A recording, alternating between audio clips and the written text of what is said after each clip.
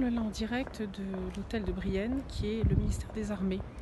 Au ministère des Armées se tient tous les ans une réception qui est donnée par la ministre des Armées le samedi 13 juillet au soir, au cours de laquelle le président de la République vient parler, s'adresser à nos forces armées, à tous nos soldats, dont beaucoup sont présents sur place. Il avait cette année invité l'ensemble du gouvernement, bien entendu. Les commissaires aux affaires étrangères et à la défense sont traditionnellement invités. C'est pour ça que j'étais invitée, comme les années précédentes. Il y avait beaucoup de monde, beaucoup de soldats, beaucoup de familles. Et ce qui m'a profondément touchée, c'est que sur le côté de la scène, il y avait des familles, les familles de nos soldats qui sont tombés cette année, dont le président de la République a égrené les noms. C'est, vous l'imaginez, un moment particulièrement émouvant. Et de voir ces familles, ce père en particulier au loin que j'ai vu sortir son mouchoir et nettement pleurer, à l'évocation sans doute du nom de son fils ou sa fille, je ne sais pas. Cela nous rappelle combien nos soldats sont présents pour nous protéger en France ou à l'étranger. Nous avons besoin d'eux.